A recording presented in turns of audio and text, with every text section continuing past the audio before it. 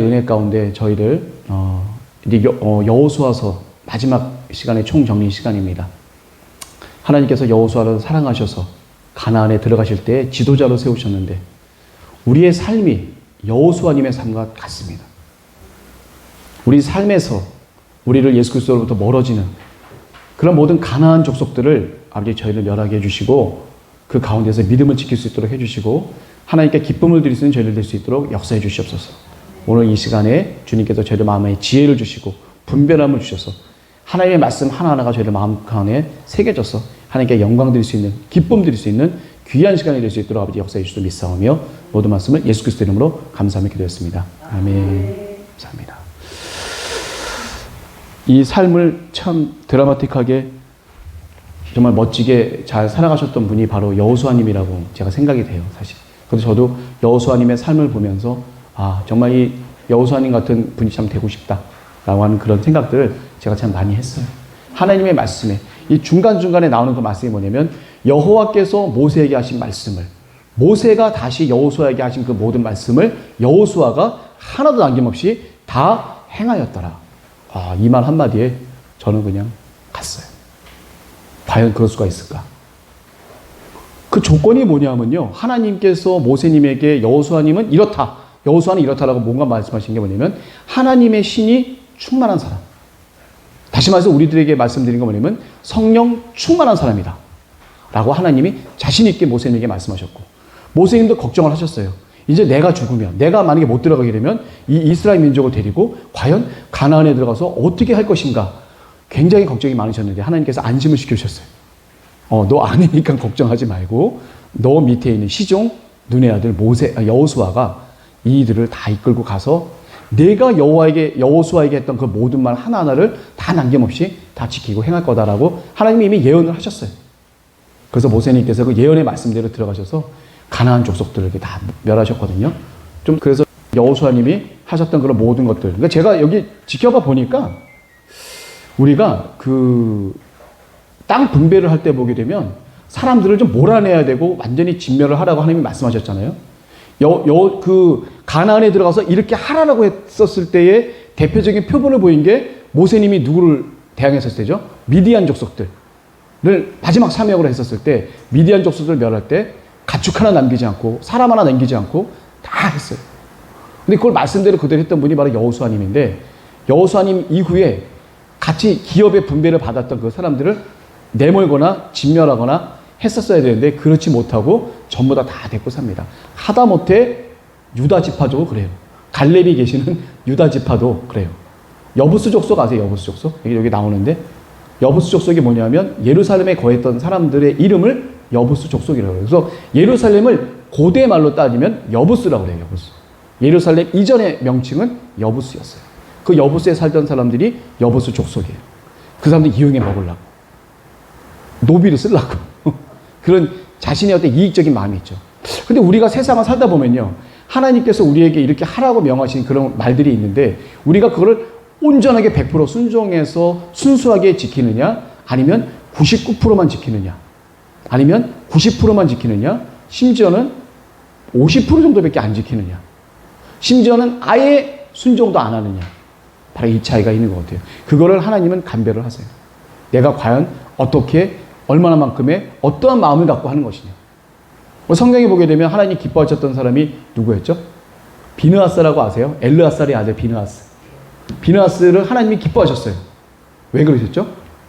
모압 여인들이 이스라엘 남자들 꼬셔서 우상숭배에 빠지게 됐었을 때 시므온 지파에 시므리라고 하는 사람이 있었고 미디안 족속에 수루라고 하는 족장이 있었는데 그 족장의 딸 이름이 고스비예요. 이 시므리와 고스비가 밖에서도 아니고 하나님 이 텐트 안으로 들어와서 그 여자 데리고 들어와서 거기서 같이 잡는 그걸 본 비느하스가 달려가서 그 두 사람을 창으로 꿰뚫어 버려요. 엄청난 살인이죠. 엄청난 살인이에요. 그건. 근데 하나님은 나의 질투심으로 이렇게 했다. 그래서 그 엘르아살에게 크나큰 대제사장직을 맡게 되고 너네 집안에서 계속 대제사장이 나오겠다 라고까지 말씀을 하셨어요. 원래도 보면 엘르아살 그 다음에서 계속 제사장이 될 수 있었는데도 하나님이 또 약속을 하신 거예요. 그만큼 내가 뭘 하더라도 하나님의 마음 그대로 갖고 하는 거냐, 적당히 갖고 하는 거냐, 아니면 이저저저 없이 그냥 하라는 데니까 아무 생각 없이 하는 거냐에 대한 차이는 똑같습니다. 남들이 보기엔 다 선해요. 똑같아. 하나님 말씀이 하나님이 이렇게 하셔서 이렇게 하라고 해서 한 거예요 라고 누구든지 말은 다 똑같이 해. 근데 정말 하나님의 그 마음을 갖고 내가 하는 거냐, 아니면 조금 아까운 마음이 있어, 그런 걸로 하는 거냐. 분명하게 할 수 있는 이유가, 할 수 있는 방법이 뭐가 있다고 했죠 제가? 기도와 말씀의 묵상밖에 없어요. 그게 우리가 무장되지 않으면, 그 분별함이 없으면 사실은 할 수가 없는 거죠. 하나님께서 그럴 만한 감동을 그 사람에게 마음을 확 주셔야 되는데, 어떤 사람이 그걸 감동을 확 받아먹을 수 있는 거냐?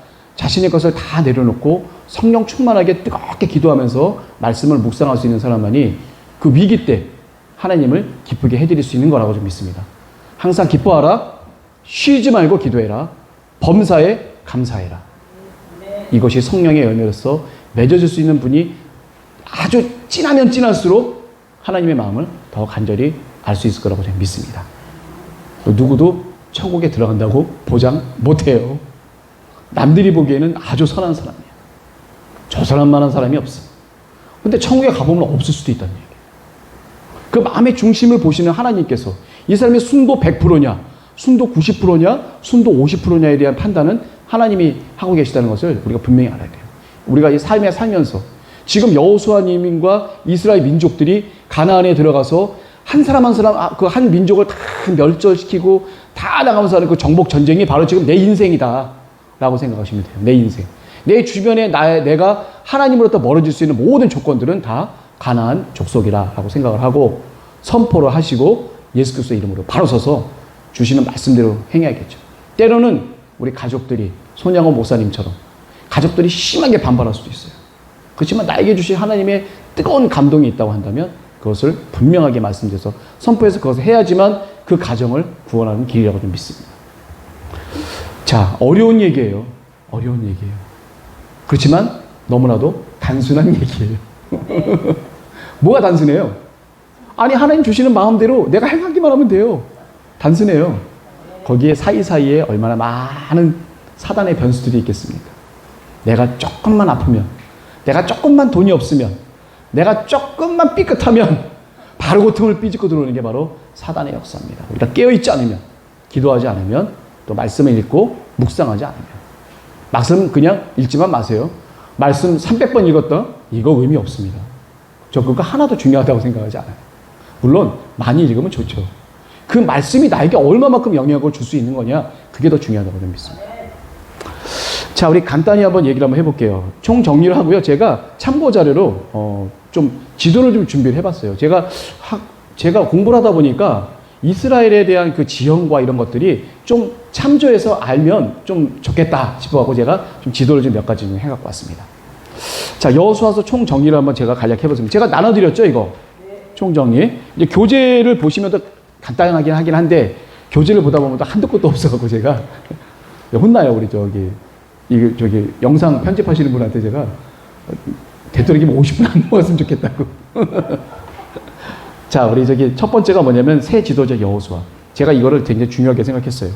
모세님이 죽은 후에 여호수아님을 지도자로 세우셨는데 그 여호수아님은 하나님의 신이 충만한 분이었었고 하나님께서 뭐라고 말씀하셨냐면 마음을 강하게 하라, 담대히 하라, 두려워하며 놀라지 말라. 이거는 여호수아에게 하신 말씀이 아니라 성령께서 지금 나에게 하시는 말씀이에요.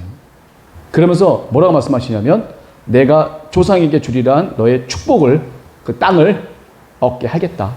하나님께서, 성령님께서 우리에게 하신 말씀이에요. 그리고 모세님이 명한 율법, 하나님께서 하신 그 모든 말씀들을 다 지켜라. 그리고 성령께서 하시는 그런 모든 말씀을 내 입에서 떠나가지 말게 하고 주야로 하셨던 말씀을 잘 묵상을 해라. 그리고 네가 어디로 가든지 성령께서 또 여호와 하나님께서 너와 함께 하시겠다. 이 말씀을 여호수아님에게 하셨지만 사실은 성령께서 저에게 하시는 말씀하고 똑같습니다. 다를 바가 없습니다. 여호수아 시대 때 계셨던 성부, 성자, 성령의 하나님이 지금 오늘날에 바로 나에게 임하시는 성부, 성자 하나님과 다른 분인가요? 똑같은 분입니다. 변함이 없어요. 똑같은 분이시기 때문에 여호수아님에게 하셨던 말씀을 나에게 적용하라 이거예요. 내가 하라 이거예요. 여호수아님이 잘 돼갖고 110살에 이제 딥나사이라 돌아가셔서 하나님의 기업을 얻고 하늘나라 가신 게 굉장히 귀중하고 감사한데 사실 나하고 무슨 상관이 있습니까? 내가 못 가면 그만인데. 여호수아님이 가셨던 그런 하늘나라를 내가 못 가면 아무런 의미가 없잖아요. 그리고 먼 하늘나라를 우리가 바라보면서 나가는 그리스도께서 계신 그곳으로 우리가 가지 않는다고 한다면 우리가 의미가 없다는 그런 말씀을 제가 좀 드리고 싶어요. 여호수아님 시대 따로 우리 시대 따로 아니에요. 그 시대가 바로 지금 이 시대예요. 똑같습니다. 자, 요단강 도하로 준비 명령을 합니다. 긴장해야 돼요. 가나안에 들어갔었을 때 어떻게 하겠다라고 뭐 이래요. 이제 3일 안에 건너갈 거다. 그러면 어떻게 돼요? BC 1406년경 정월 10일 날 요단강을 건너서 길갈에 진을 칩니다. 3일 전이니까 어떻게 돼요? 정월 7일이죠. 3을 빼면 돼요. 이게 어렵게 썼지만 사실 당연한 거예요. 성경에 1월 10일 날 요단강을 건너서 길갈이라는 곳에 진을 치니까 이제 3일 뒤에 갈 거다라고 얘기한다면 바로 그 시점은 3일 전이잖아요. 1월 10일에서 3일을 빼면 1월 7일입니다. 너무 쉬운 얘기인데 이것만 딱 써놓으면 되게 어려운 것 같아요. 자, 그리고 또 얘기를 합니다. 루벤, 갓, 므낫세 반지파에게 얘기합니다. 이 사람들은 동편에서 무장하고 건너온 사람들이에요. 여기 서편에 있는 모든 사람들 다 기업을 갖기 전까지는 내가 제일 앞장서서 이렇게 하겠다라고 했던 그런 사람이기 때문에 그 사람들이기 때문에 이 루벤, 갓, 므낫세 동쪽 므낫세 반지파 사람들은 이 무장을 하고 온 그런 사람들이에요. 그 사람들에게 정복 전쟁을 도우라고 다시금 격려를 합니다. 자, 그리고 이제 정탐꾼 한번 보내보는 거예요. 그때 2명만 보내요. 12명 중에. 원래 12명 갔었었는데 2명만 보낸 건 뭐냐면 말이 너무 많아. 각 지파에 자기 생각과 가는 사람이 너무나도 많아. 그래서 여호수아님이 특별히 인정한 그 사람들, 그 2사람만을 보내게 됩니다. 그 2분이 어디로 가게 돼요? 기생 라합의 집에 갔는데 기생 라합이 하는 얘기가 뭐냐면 여기 있는 사람들은 너희 하나님께서 애굽에서 탈출시켜서 홍해를 건넜던 일, 바로에게 했던 그런 크나큰 그 이적들, 또 헤스본 왕 시온과 바산 왕 옥을 완전히 그 무식한 사람들 전멸시켰던 하나님의 놀라운 역사를 내가 봤는데 우린 지금 간담이 서늘하다. 니네가 오는 거 솔직히 말하면 나 완전 쫄았다. 그 대신 부탁이 있는데 내가 니네들 살려주는 대신에 너희들은 우리 가정을 살려다오. 언약을 맺게 되죠. 기생 라합. 그래서 그 사람들이 살림을 받으면서 어떻게 돼요? 그럼 좋다. 우리가 내려가는 이 창문에 붉은 줄만 너희들이 매여놓는다면 우리가 여기 와서 습격할 때 내가 그걸 딱 보고 그렇게 하겠다. 라고 했는데 어떻게 됐어요? 실제로 여호수아님이 야, 그걸 다 하면서 끝에 꼭 기생 라합 얘기를 하시더라고요. 기생 라합의 집에 모여있는 사람들을 우리가 다 끌어내라고 여호수아가 직접 백성들한테 얘기를 해요. 그만큼 중요한 언약이었다는 거예요. 우리 이 정탐꾼 2명을 살려준 그 가정은 반드시 구해내야 되는 가정이다. 하나님을 경외하는 가정이다. 반드시 구해내야 된다고 얘기가 됐기 때문에 여호수아님께서 직접 전쟁 중에도 많은 군사들과 백성들에게 선포를 합니다. 기생 라합의 집에 들어가서 있는 모든 사람들은 다 진영 밖으로 끌어내라. 그리고 일단 여리고성을 전멸을 시키는 거예요. 싹 다 전멸시키는 거예요. 자, 이제 요단강 도하를 합니다. 이게 정탐꾼을 딱 봤는데 저들이 완전 쫄았어 이제. 그걸 알았어 이제. 됐어 이제 한번 가봅시다. 하나님의 말씀대로 갔는데 요단강을 도할 때 어떤 기적이 벌어져요? 물이 싹 말라버리죠. 언약궤름의 제사장들이 발을 물에 대는 순간에 물이 싹 마르고 20km 되는 위쪽 지점에서부터 싹 물이 말라버린 바람에 맨 땅으로 요단강을 도하게 됩니다. 그때 당시에 요단강에 이 물이 흐르는 그 시점이 4월에서 5월 정도쯤 되거든요. 4월에서 5월 정도쯤 되는데 그런 그 시점에서 우리가 보게 되면 요단강을 건널 수가 없어요. 그때 당시 어느 정도면 깊이가 한 3, 4m 정도 되고 넓이가 한 2, 30m 정도 되는 그런 정도 되거든요. 자, 그래서 요단강을 갖다가 이제 건너게 되는데 홍해같이 마른 땅을 건넌 것처럼 요단강을 건너가게 돼요. 그리고 거기 요단강 중간에 언약궤를 메고 제사장들이 서 있어요. 그리고 군사들과 백성들이 다 맨 땅을 밟고 지나갑니다. 얼마나 기적이에요. 이 넓이가 2, 30m 되고 깊이가 한 3, 4m나 되는 큰 강 정도쯤 되는데 그게 삽시간에 말라졌다고 생각을 해봐. 저쪽에 가서 벽을 쌓고 서 있다고 생각을 해보세요. 이게 상상이나 할 수 있는 일인지. 성경에 그렇게 써 있었을 때, 지금은 아닌데 성경에 써 있었을 때라고 할 수밖에 없잖아요. 그래요? 예, 그런 기적이 있을 수가 없었습니다. 기적의 연속은 하나님께서 능치 못함이 없다는 거예요. 인간적인 사고와 방식과 인간적인 한계를 생각하지 말라는 얘기예요. 기적은 끝까지 하나님께서 이루어주시면. 자, 그래서 넘어갔는데 여리고성을 함락시켜야 되는데 여리고성이 어느 정도 되냐면 제가 말씀드렸죠. 높이가 14m 정도 돼요. 웬만한 5, 6층 정도 되는 아파트 높이예요. 성문을 꽉꽉 잠그고 여리고성은요. 어떤 데냐면 오아시스 성이에요. 성 안에 물이 나와. 꽉 닫고 있고 그 안에 풍부한 그 곡식이 있기 때문에 몇 달을 버틸 수 있는 성이 바로 여리고성이에요. 그래서 침략을 하러 왔다가도 쉽게 그 멸하지 못하는 성이 바로 여리고성인데 그러면 어떻게 돼 여리고성을? 무찌르려면 사다리 대놓고 올라가거나 포를 쏴갖고 막 박살내거나 막 이렇게 해야 되는데 하나님은 전혀 다른 방법을 씁니다. 아주 여유로운 방법을 쓰시죠. 아무한테도 얘기도 하지 마라. 그리고 어떻게 돼요? 무장한 사람들을 맨 앞에 세우고 그리고 언약궤를 하나님께서 가져가시고 그 다음에 언약궤가 아니라 양강나팔을 분 사람들이 가고 그 다음에 언약궤 그 다음에 후발대 군인들이 해서 쭉 여리고성을 6일 동안 한 번씩 돌아요. 그리고 가는 거예요. 여리고성 사람들이 그걸 보고 어떻게 생각했겠어요? 뭐 하는 거지 쟤네들? 딱 한 번 돌았으니까 안 될 것 같으니까 갔나? 왜 별별 생각 다 했을 거 아니에요. 6일째 딱 그리고 마지막 7일째 되는 날 7바퀴를 도는데 희한했을 거 아니에요. 왜 어제까지만 해도 한 바퀴만 돌았는데 저한테 무슨 힘이 나갖고 또 7바퀴씩 갖다 또 뱅뱅뱅 7바퀴를 돌면서 가니까 근데 보면은 양강나팔을 불면서 이렇게 가는데 백성들은 아무 얘기도 안 해요. 좀 약간 좀 싸하지 않았을까요? 공포심 같은 게 들고 저 사람들이 아무 얘기도 하지 않고 이렇게 돌기만 한다는 것 자체가 굉장히 맨 처음에는 잘 몰랐었다가도 나중에 보면 굉장히 오싹했을 거다. 7번 딱 돌았을 때 여호수아가 외치죠. 외쳐라라고 외쳤을 때 어떤 일이 벌어져요? 그 안에 나중에 이제 지질학자분들이 얘기하는데 6.5 정도의 강도가 예상이 된다라고 나중에 고고학자들이 발견을 했는데 그렇대요. 예, 지진의 현상이. 아래가 구름 꽉꽉꽉 하고 막 아래가 난리가 났어. 밖에서 한 게 아무것도 없어요. 아무것도 없는데 안에서 우릉 꽉꽉꽉 해갖고 성벽이 무너져버리고 안에는 지진이 났는데 그게 어떻겠어요? 온통 사람들이 혼비백산해서 난리가 났을 거 아니에요. 지진이 갖고 딱 땅이 꺼지고 막 거기서 사람이 깔려 죽고 막 이러는 판에 그 사람들이 자기 목숨 하나 보존하기 위해서 눈이 휘둥거려갖고 막 정신없는 혼비백산의 상태인데 그런 들어가서 그냥 내가 얻기만 하면 되는 거 아니에요? 여리고의 성에 이스라엘 군이 들어가서 거기에는 모든 사람들 다 잡멸하고 여기에 보게 되면 헤렘이라는 표현을 제가 좀 썼긴 했는데 헤렘이 뭐냐면 도저히 용납되지 못해서 하나님 앞에 완전히 파멸되어서 자취조차 남기지 말아야 될 거다. 가나안의 첫 열매예요. 정복 전쟁의 첫 열매가 바로 여리고성입니다. 하나님께 온전히 드리는 거예요. 전리품부터 가축부터 모든 거 하나. 성 안에 있는 모든 거 하나도 다 남기면 안 돼요. 그래서 여리고성을 갖다가 무너뜨리고 난 다음에 그 얘기를 했죠. 그 제가 교재에다 썼죠. 여리고성을 만약에 건축하려고 하는 사람이 있다면 어떻게 해야 되겠죠? 터를 잡을 때 장남이 죽고 그 다음에 문을 세울 때 둘째 아들이 죽게 된다 했었을 때 실제로 그런 일이 벌어졌어요. 아하방 시절에 벌어져갖고 터를 잡을 때 첫째 아들이 죽고 그 다음에 문을 세울 때 막내 아들이 죽게 되는 그런 일이 실제로 벌어져요.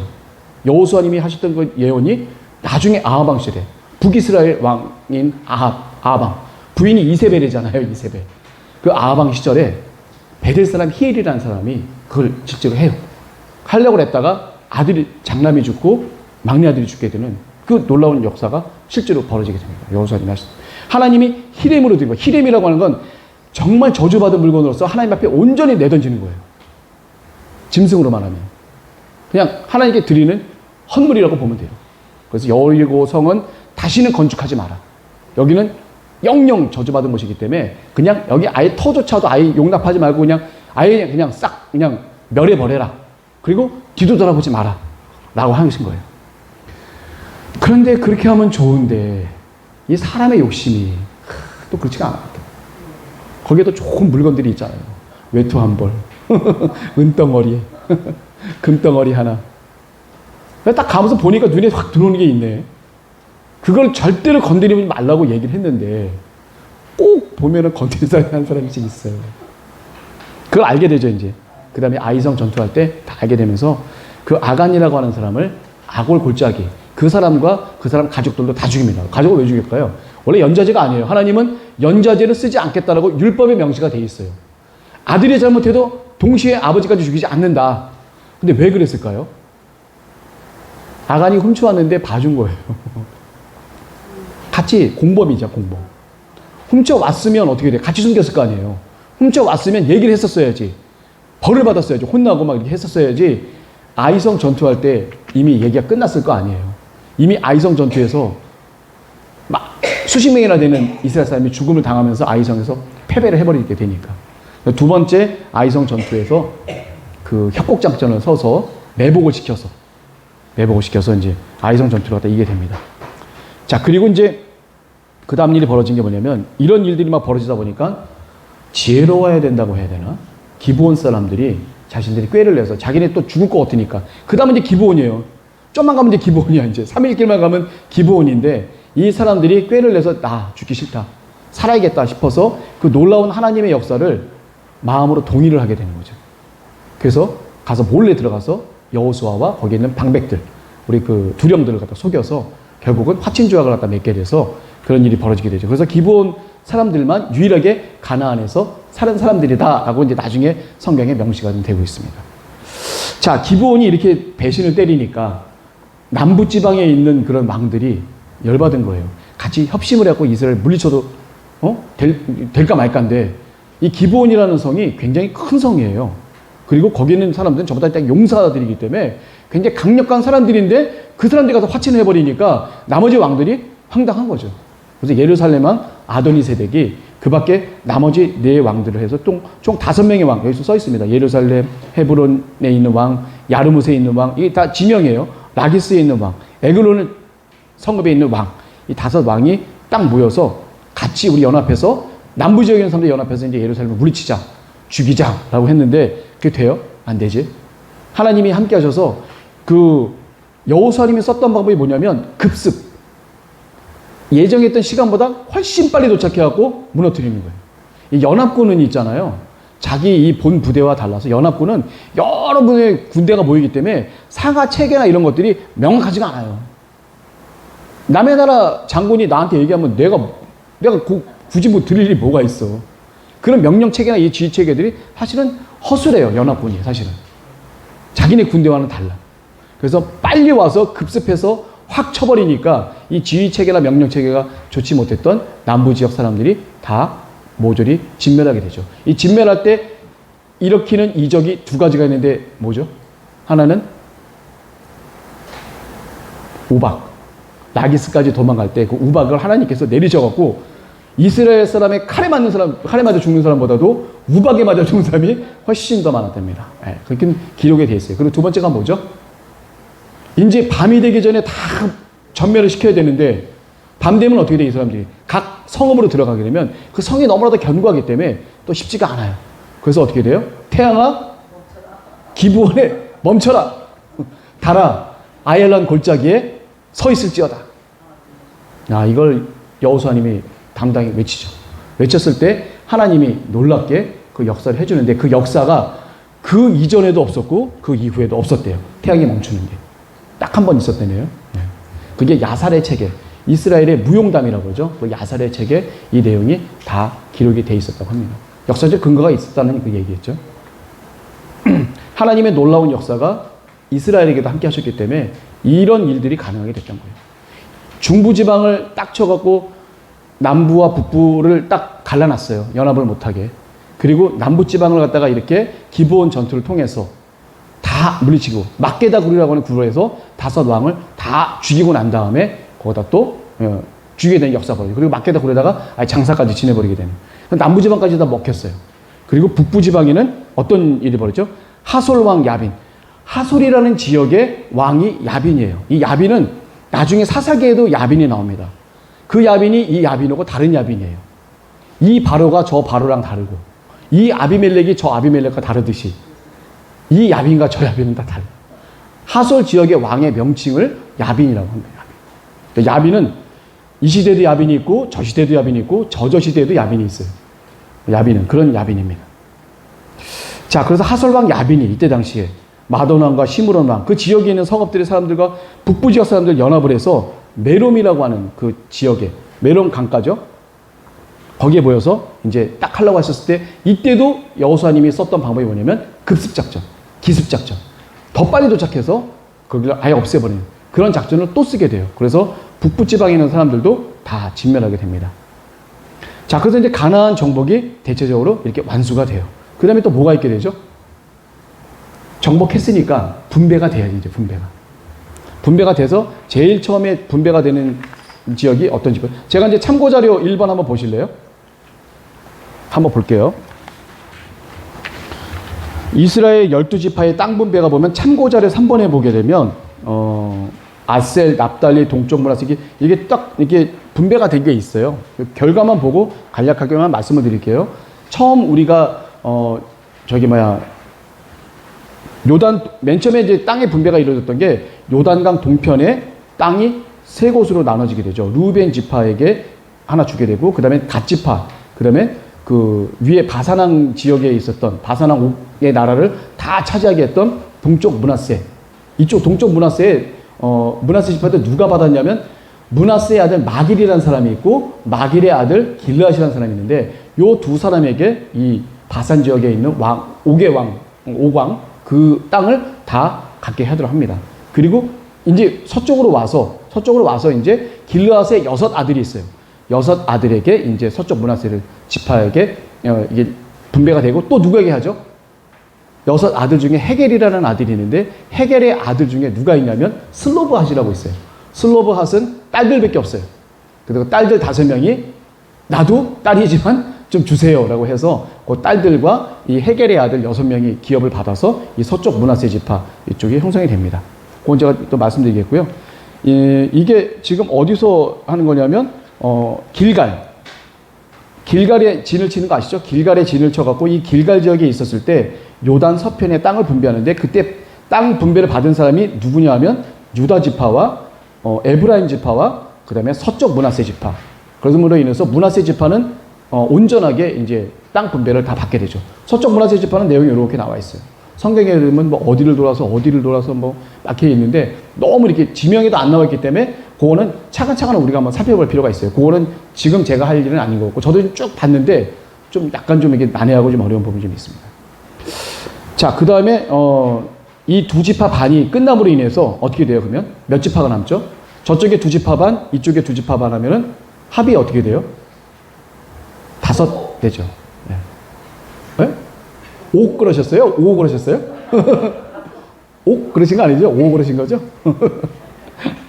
자, 2지파 반이 여기서 돼서 총 몇 지파가 남아요?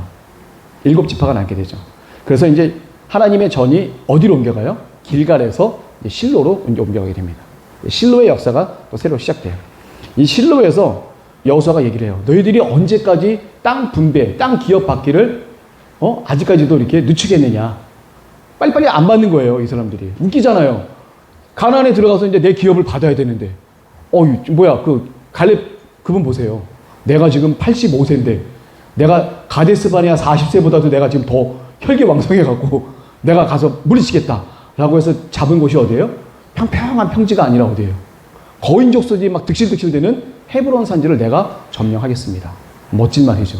거기는 아무도 안 가려고 그랬는데 헤브론 산지 그 주변에 가서 다 정복을 하고 아낙 자손을 다 쫓아내요. 아히만, 세세, 달메 이 세 우두머리가 있잖아요. 아낙의 아들 세 삼총사가 있는데 그 삼총사를 다 쫓아내고 물어내면서 이 전 지역을 다 갈렙이라는 사람이 헤브론을 중심으로 다 받아서 결국 자기도 헤브론이라고 하는 그 산지를 자기 개인 명의의 기업으로 받습니다. 그건 하나님이 가데스 바네아 사건 이후에 정확히 얘기를 하신 거예요. 갈렙 보고 여호수아에게는 밟는 땅, 너 밟는 땅을 너에게 주겠다. 그래서 이 사람들은 제비 뽑기와 상관없이 유일하게 기업을 받는 사람이 바로 여호수아하고 갈렙이에요. 그 두 사람은 제비 뽑기 아니에요. 내가 갖고 싶은 곳에 가질 수 있는 권한이 있는 두 사람 중에 하나가 바로 여호수아 갈렙입니다. 그래서 갈렙 이분이 이렇게 보게 되면 길갈에서 했을 때 유다 지파, 요셉 지파, 서쪽 므낫세 지파 이렇게 다 했는데 거기에 갈렙까지 이제 기업을 합니다. 갈렙까지. 그래서 헤브론 산지 아낙 자손을 다 내쫓게 되죠. 그리고 나서 이제 하나님의 전이 어디로 옮겨가냐면 실로로 옮겨가요. 그래서 이제 7지파가 받게 되는데 처음부터 순서가 어떻게 되냐면 베냐민 지파, 시므온 지파, 스불론 지파, 이사갈 지파, 아셀, 납달리, 단 이렇게 돼요.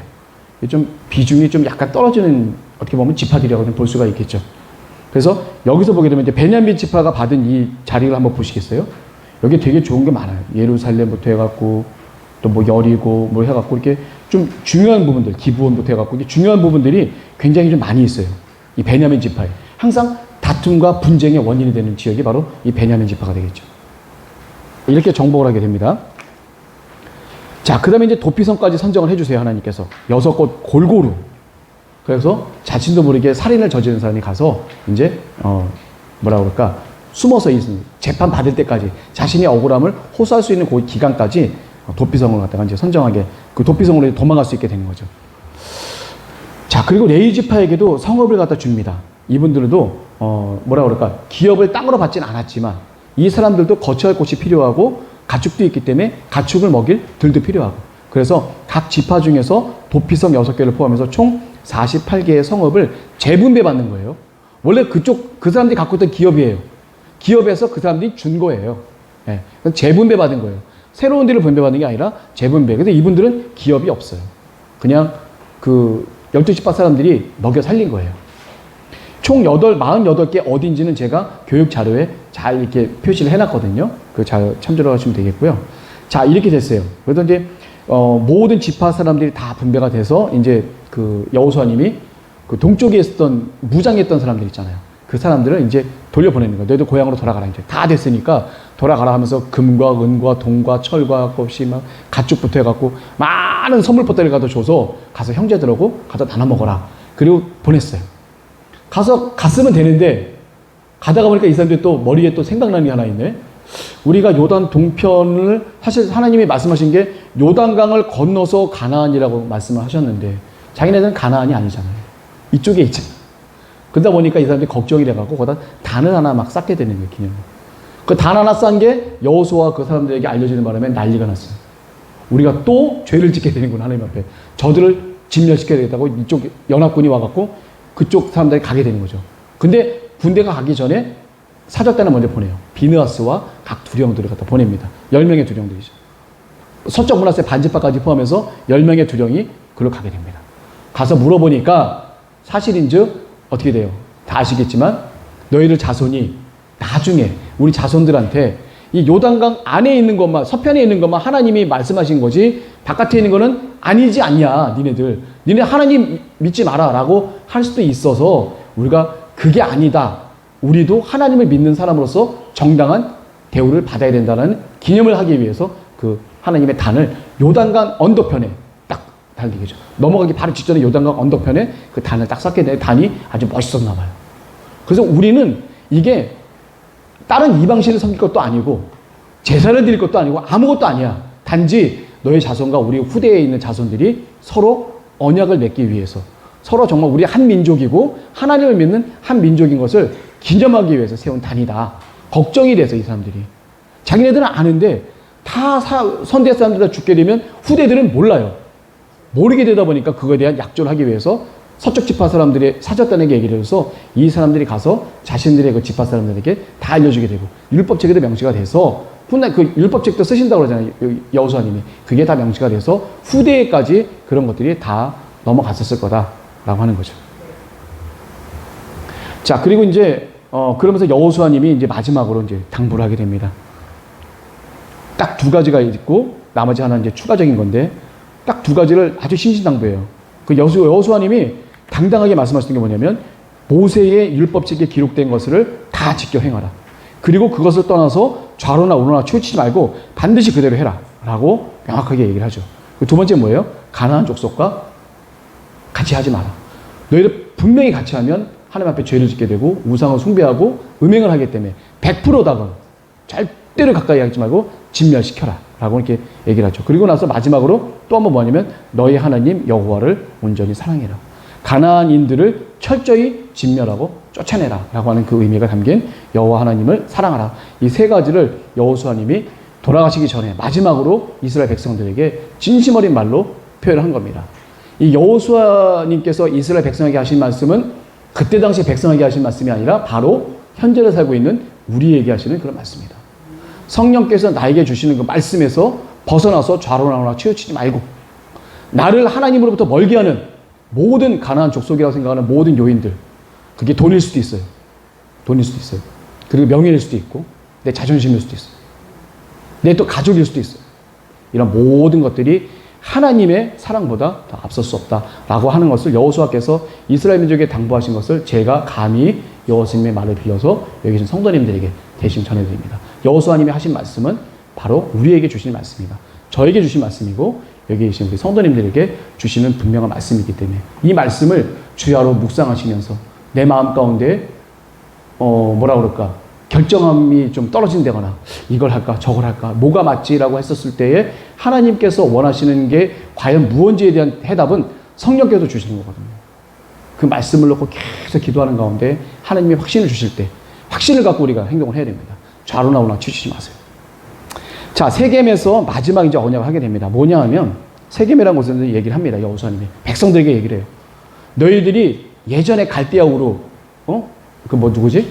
아브라함님이 섬겼던 그 신들이 있다. 거기에 메소포타미아 지역에 신들이 있고 또 너희들이 애굽에 갔었을 때 애굽에서 섬기던 그 신들이 있는데 그 신들을 멀리하고 오직 여호와 하나님만을 섬겨라. 근데 너희들이 만약에 그게 섬기기 싫다고 한다면 좋다. 그러면 갈대아 우르에 섬겼던 그 신들을 섬기고 너희들 다 해라 할 만큼 여호와 하나님이 싫으면 그거 하고 싶은 대로 해라. 그렇지만 나 여호수아는 나와 내 가족들은 반드시 여호와 하나님 한 분만을 난 섬기겠다. 너희들 어떻게 할 거냐? 라고 얘기를 합니다. 그랬을 때 이스라엘 백성들이 우리도 여호와 하나님 한 분만을 섬기겠고 우리가 바로 그 언약의 증인입니다. 라고 해서 여호수아와 백성들 간에 약간의 언약이 비슷하게 성립이 되는 게 바로 이 세겜에서의 그 언약입니다. 세겜이라는 곳에서 그렇게 하게 됩니다. 이 세겜이 어떤 곳이에요? 그 야곱이 산 땅이잖아요. 하몰의 자손들에게 금인가 그러니까 백냥을 주고 산 그 땅이에요. 그 땅에서 특별하게 이 백성들과 같이 언약을 맺게 됩니다. 자, 그리고 이제 마지막으로 이제 여호수아님이 모든 당부를 모세님처럼 딱 하시면서 끝에는 결국은 여호수아님께서 죽음을 맞이하게 되는데 110세에 이제 여호수아님이 죽게 되시고 기업 경내에 에브라임 산지죠. 에브라임 산지 내에 있는 딥나세라 이분이 직접 자기가 가지겠다고 하는 그 기업의 그 장소가 바로 딥나세라예요. 거기서 가서 기경하고 잘 가꾸고 해서 거기서 이제 사시다가 거기서 장사가 되게 되는 거죠. 그래서 이제 여호수아님이 사는 날 동안에는 백성들이 아주 여호와 하나님을 잘 섬기고 잘 순종했다. 이게 바로 여호수아의 그 영향력이었다라고 하는 그런 부분들을 제가 말씀드리고 싶었고요. 그 다음에 이스라엘 자손이 또 한 게 뭐냐면 애굽에서 이끌어낸 요셉의 뼈 아시죠? 그거를 이제 세겜에 마지막으로 볼게요. 요셉이 마지막으로 유언한 게 뭐예요? 나를 아버지가 계신 곳에 가서 장사를 하게 해달라. 요셉이 애굽에서 장사가 됐는데 그래서 어떻게 돼? 모세님이 출애굽 할 때 요셉님의 뼈를 갖고 나오게 돼요. 말씀대로 갖고 나와서 40년간을 뱅뱅뱅뱅 돌다가 결국에는 어떻게 돼요? 가나안으로 와서 거기에 세겜이라고 하는 곳에 요셉님의 뼈를 장사하게 돼서 결국 요셉님이 말씀하셨던 유언을 그대로 이스라엘 백성이 언약을 그대로 성취하게 되는 거죠. 그리고 나서 이게 있던 그 사실이 큰 일입니다. 그래서 그 세겜은 야곱님이 세겜의 아비 하몰이 누군지 아시죠? 디나를 강간했던 하몰의 아들이 강간했죠. 예, 그래서 그 하몰에 있었던 그 금 100개를 주고 산 그 땅, 바로 그 땅이죠. 어떻게 보면 시므온과 레위가 엄청난 죄를 저질렀던 그 장소였는데 그 장소에서 이제 요셉의 뼈를 갖다 묻게 되는 거죠. 의미 있는 장소라고 볼 수 있어요. 그리고 이제 마지막 우리 이미정 선생님이 질문하셨던 우리 엘라살 우리 제사장님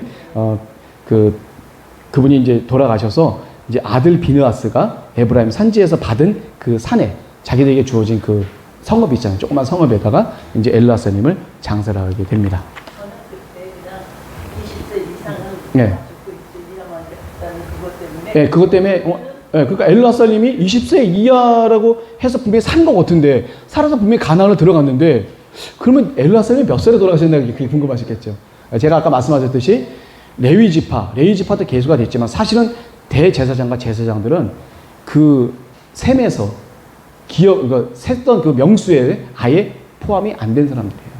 그러니까 엘라살이라고 하는 그런 분들, 아론도 마찬가지고 모세님도 마찬가지고 아예 그 20세 이상의 죽는 사람 명단에 아예 있지도 않은 사람들이에요. 그분들은 예외적인 사람들이에요.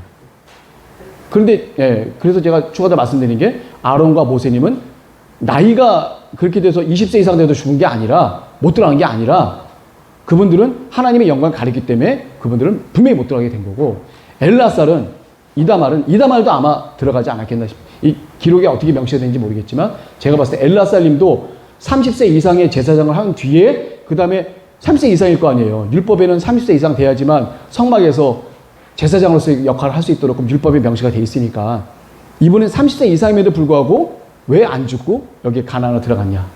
바로 그거는 제가 봤을 때는 계수함에 아예 포함이 안 된 그런 분들이에요. 제사장분들은. 그렇기 때문에 그분들은 그렇게 해서 이렇게 들어가게 된 것 같습니다. 자, 제가 이제 거의 이제 우리 게임할 시간 다 됐는데 제가 참고 자료만 하나 이렇게 좀 볼게요. 이렇게 보시면서 차라리 그냥 뒤에 거 한번 보시겠어요? 그 흑백으로 나와 있는 거 있죠? 흑백. 칼라 중에 유일하게 흑백인데 칼라로 할 거 그랬어. 괜히 돈 아끼다가 그냥 흑백으로 해갖고.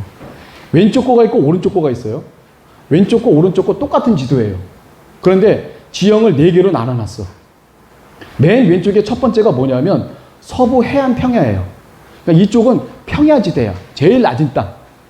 그리고 중간에 2번이 보면은 이거는 서부 산악지대. 높은 산이에요. 이쪽 해안 쪽은 굉장히 낮고 이 중간에 보면 높은 산악지대가 있어요. 거기에 어디냐면 예루살렘, 베들레헴, 헤브론, 왜 유다 산지, 여기 보면 유다 산지, 그 위에 보면 베냐민 산지, 에브라임 산지, 사마리아 산지, 이렇게 산지가 되어 있죠. 산지가 쭉 되어 있는 이 지역이 바로 서부 산악지대예요.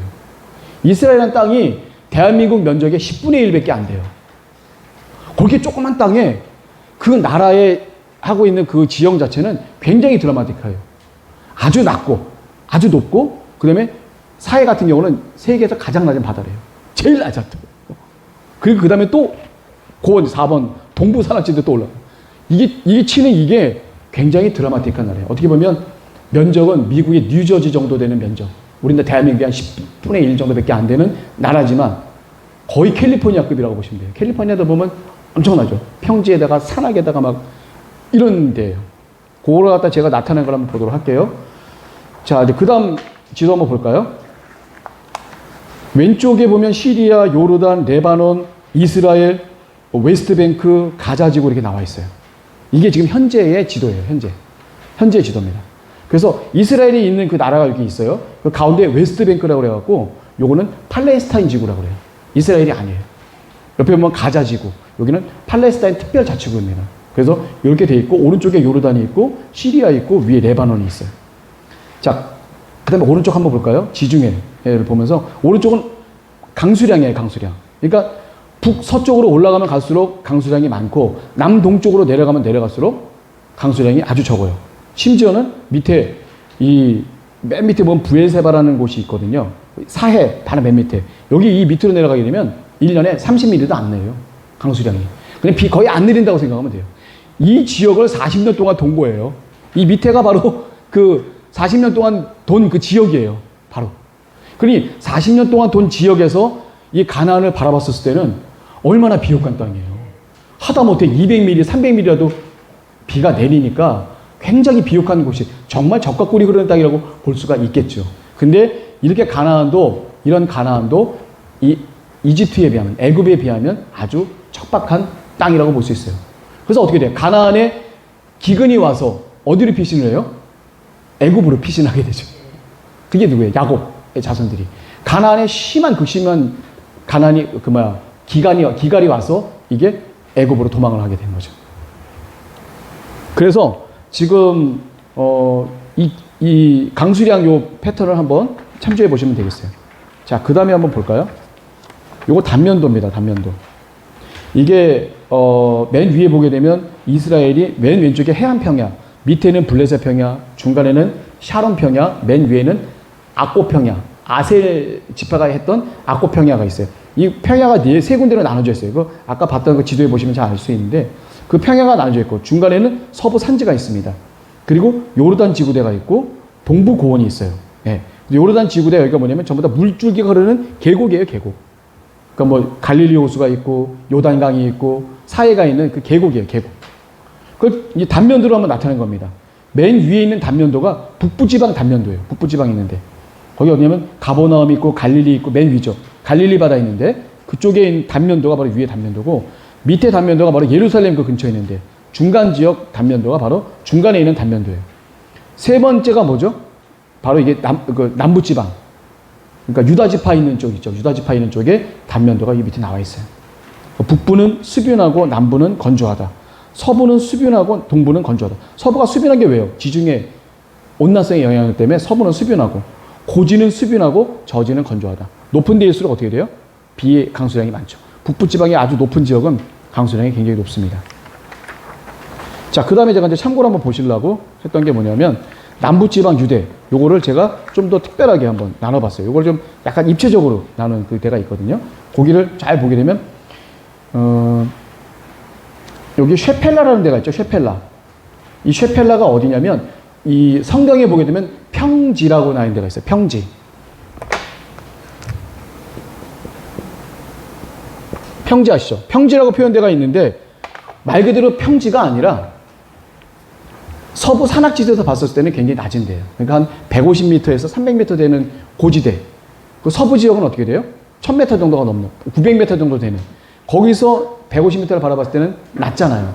낮아서 평지라고 한 건데 실제는 그게 낮지 않죠. 그래서 그런 특별한 쉐펠라 지역이 있는데 여기는 땅이 비옥해서 과일이나 이런 것들을 많이 좀 하게 되죠. 이게 다 유다지파 내에 있는 거예요. 그래서 유다지파가 맨 왼쪽에는 블레셋 평원이 있고 그 다음에는 쉐펠라 지역이 있고 그 다음에는 유다 산지가 있고 그 다음에는 유다 광야가 있어요. 그리고 사해가 있습니다. 그리고 맨 밑에는 네게브 지역이 있고 그래서 제가 여기다 써봐서 여기 밑에 이쪽에다 쓴 게 뭐냐면 유다지파 지역은 총 5군데로 넓게 나타낼 수가 있어요. 이게 남부지방입니다. 유다지방 쪽에. 그 오른쪽에 보게 되면 이게 교통로예요. 왼쪽에 초록색 길이 있죠. 이게 비아마리스라고 해갖고 해안도로. 이거는 이게 그 예루살렘이 어느 지역에 있냐면 세계 4대 그 뭐라 그러지? 문명이라고 그러나? 문명이 발달된 게 총 4군데가 있잖아요. 메소포타미아, 그 다음에 이집트, 그 다음에 황하 문명, 그 다음에 인도의 인더스 문명인가? 이게 네 군데가 있는데 2군데 빼고 2군데를 연결해 준 거야. 그 위에는 메소포타미아 문명이 있고 밑에는 이집트 문명이 있어요. 이집트 문명과 메소포타미아 문명이 매일 싸워. 서로 하려고 그래요. 실제로 메소포타미아 지역에서 있었던 힉소스 왕조가 애굽을 먹어요. 그게 바로 요셉이 총리를 했었을 때 메소포타미아 지역에 있는 힉소스라는 그 민족에 대한 헷 족속이죠. 그 민족이 내려와서 애굽을 먹어요. 애굽을. 이집트의 왕조가 돼버려요. 그게 이집트 15부터 17대 왕조가 바로 그 왕조예요. 메소포타미아에 내려왔을 때. 그게 어디로 오는 거냐면 이 녹색 길로만 오는 거예요. 맨 오른쪽 길이 빨간 건 뭐냐면 왕의 대로라고 그래요. 왕의 대로. 그리고 왜 암몬 지역을 통과할 때 우리가 왕의 대로로 가겠습니다. 암몬 왕한테 그러죠. 그랬을 때 못 간다. 그랬을 때 이 왕의 대로가 넓고 아주 되게 좋은 길이에요. 군사들이 가기에 너무나 좋은 길인데 이 길로 못 가게 되고 다른 길로 우회를 하게 되는. 그게 바로 남유다. 이게 바로 그 지중해 해안선에 있는 국제 해안대로와 왕의 대로. 나누는 게 그거예요. 자, 그 다음은 이제 중부지방하고 북부지방. 제가 입체적인 사건을 넣었고요. 그 다음에 오른쪽은 트랜스 요르단. 그러니까 요단강 오른쪽에 있는 부분을 트랜스 요르단이라고 그래요. 명칭을. 그래서 그 트랜스 요르단에 있는 부분인데 맨 왼쪽부터 맨 위.